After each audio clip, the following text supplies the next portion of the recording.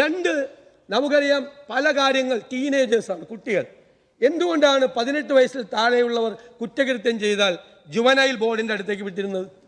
എന്തുകൊണ്ടാണ്? They are ഒരു കൺസെപ്റ്റാണ്. ദേ ആർ ഇൻകേപ്പബിൾ അല്ലേ, incapable to committing a crime എന്നാണ് പ്രായമാകുമ്പോൾ. 18 വയസ്സ് വരെ ആയിരുന്നു. ഇപ്പോൾ നിർഭയ കേസിൽ സുപ്രീം കോടതിയുടെ ഒരു വിധി വന്നു. എന്താ? 16 വയസ്സ് മുതൽ 18 വയസ്സ് വരെയുള്ള കൂടി കുറ്റകൃത്യം ചെയ്യുമ്പോൾ മറ്റുള്ളവർ, മുതിർന്നവർ കുറ്റകൃത്യം ചെയ്യുന്നത് പോലെ തന്നെ കണക്കാക്കി മുതിർന്നവർക്ക് കൊടുക്കുന്ന ശിക്ഷ കൊടുക്കണം എന്ന് പറഞ്ഞു. നമുക്കറിയാം ഈ ഏജ് ഗ്രൂപ്പാണ്.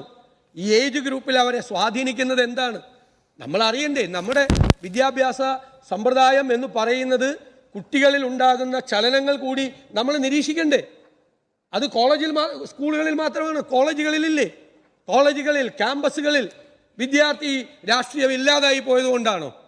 വിദ്യാർത്ഥി രാഷ്ട്രീയം നന്നായി നിൽക്കുന്ന സ്ഥലത്ത് ഉണ്ടല്ലോ ഈ റാഗിങ് നടക്കുന്നുണ്ടല്ലോ, ഈ ഡ്രഗ്സ് നടക്കുന്നുണ്ടല്ലോ.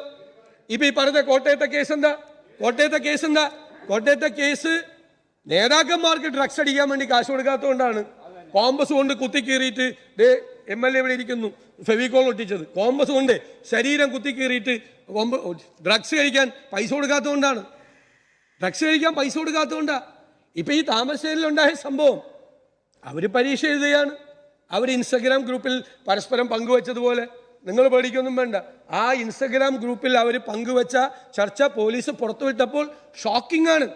നീ പേടിക്കൊന്നും വേണ്ട, SLC പരീക്ഷ ചെയ്തുകൊണ്ട് ഒരു പ്രശ്നം ഉണ്ടാവില്ല, നമുക്ക് പരീക്ഷ എഴുതാൻ പറ്റും. പിന്നെ നമ്മൾ ചെറുപ്പമായതുകൊണ്ട് ഈ കൂട്ടമായി ആക്രമിച്ച ഒരു കുഴപ്പമുണ്ടാവില്ല. അപ്പോൾ ഒരു കുഴപ്പമുണ്ടാവില്ല, ഒരു പ്രശ്നം ഉണ്ടാവില്ല എന്ന് പറയാണ്.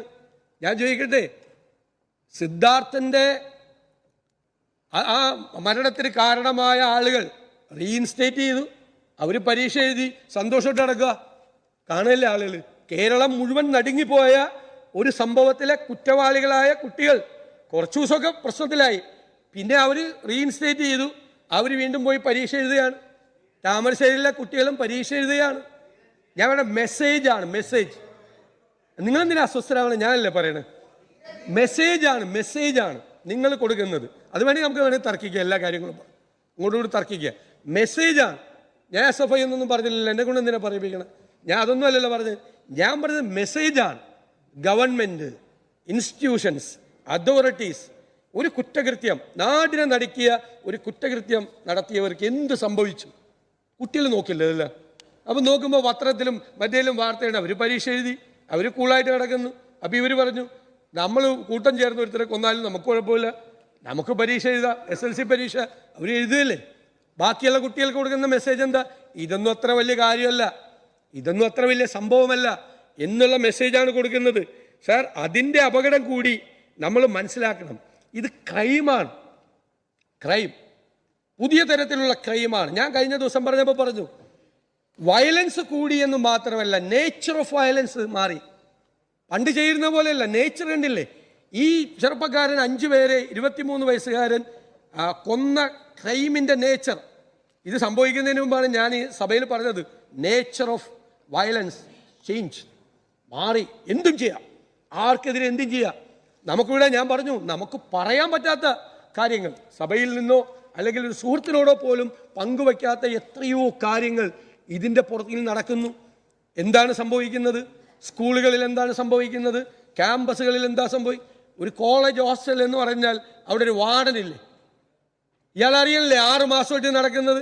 വാർഡനെ പേടിപ്പിച്ച് വീട്ടിൽ വിടുകയാണ്, നീ ഇവിടെ താമസിക്കരുതെന്ന് പറഞ്ഞു. വാർഡൻ എന്ന് പറയുന്ന ആൾ അധ്യാപകനല്ലേ? നമ്മളൊക്കെ ഹോസ്റ്റലിൽ പഠിച്ചിട്ടുള്ളതല്ലേ?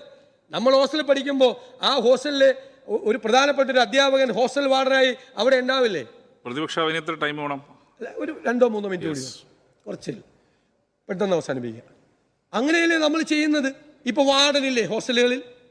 ഒരു ഓർഡർ വ്യാപകമായി ഹോസ്റ്റലുകളിൽ നടക്കുകയാണ്. ഡ്രഗ്സ് നടക്കുകയാണ്, വയലൻസ് നടക്കുകയാണ്, റാഗിങ് നടക്കുകയാണ്. സാർ, സപ്രസ് ചെയ്യാണ്. വളരെ അപൂർവം കേസുകളാണ് പുറത്തു വരുന്നത്. നിങ്ങൾ ഈ വരുന്ന കേസുകൾ മാത്രമല്ല, ഇഷ്ടംപോലെ കേസുകളുണ്ട്. ഇൻസ്റ്റിറ്റ്യൂഷൻസ് അവരുടെ റെപ്യൂട്ടേഷൻ ഭയന്ന് അവർ ഒളിച്ചു വയ്ക്കുകയാണ്, അവർ റിപ്പോർട്ട് ചെയ്യുന്നില്ല. പോലീസിന് റിപ്പോർട്ട് ചെയ്താലല്ലേ പോലീസിന് കേസെടുക്കാൻ പറ്റുള്ളൂ. അവർ മൂടി വയ്ക്കുകയാണ്, PTA-യും ഇൻസ്റ്റിറ്റ്യൂഷൻ അതോറിറ്റീസ് ഇനിയൊന്നും ഉണ്ടാവില്ല എന്ന് പറഞ്ഞുകൊണ്ട്. അപ്പോൾ ഇതെല്ലാം എന്തുകൊണ്ടാണ് നടക്കുന്നത്? നമ്മുടെ ഹോസ്റ്റലുകളിൽ ഒരു സംവിധാനം വേണ്ടേ? സ്കൂളുകളിൽ എന്താണ് നടക്കുന്നതെന്ന് വേണ്ടേ?